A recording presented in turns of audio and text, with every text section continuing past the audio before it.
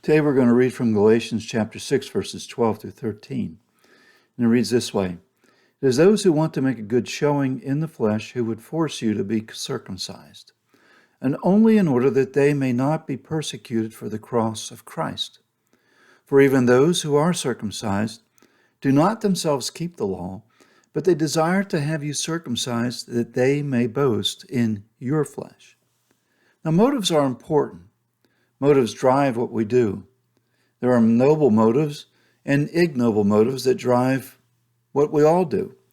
The noble motives are those of a higher plane. They seek the greater good. They are not self-centered, but are others-focused. However, many actions are driven by the ignoble motives. These are opposite of the noble motives. They are of a lower plane. They are not concerned with the greater good. They are generally self-seeking. In my own life, I have made many important and life-altering decisions. Some were from ignoble motives and others from noble motives. I have engaged in various activities just to serve my own wants and desires. And in pursuing these, I disregarded the needs and the emotions of others. What did I benefit from such? Now, on the short term, a little perhaps, but however, on the long term, very little, if anything. Yet something happened in me that changed all of this. In 1983, the Lord gloriously saved me while reading a Gideon Bible in a Minneapolis hotel room. It is then that my perspective on life changed. My motives in life were transformed. Yet there was still a lot of the old Steve that functioned in the flesh. So the process of spiritual transformation began on that day of salvation, and with it, the inner motives that drove my actions also changed. The motivations of life moved from ignoble to more noble through this process of transformation. At the end of this letter to the Galatians, Paul wrote of motivations. Here he wrote of the motivations of the false teachers, the legalists who are influencing the Galatians. Their ignoble motives stood in stark contrast to Paul's noble motives in ministry. The motives of these influenced the content of their message. Of the false teachers' motives, Paul stated a couple key things.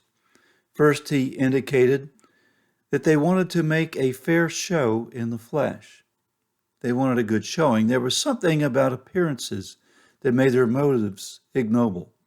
They were concerned with how they looked to others. They were the men pleasers. Second, they taught circumcision is necessary for justification, Paul said, so that they may not be persecuted for the cross of Christ. They understood that there were negative ramifications for them personally if they held to a doctrine of grace salvation. They did not want to endure the persecution that was being levied against true believers in Jesus Christ. And third, they wanted bragging rights. Paul wrote, they desire to have you circumcised that they may glory in your flesh. They wanted to boast in themselves based upon the number of converts they could win to their particular point of view. So their motives were all fleshly based. It was a motive to be seen by others, to avoid the hardships endured through persecution, and to be able to boast about numbers.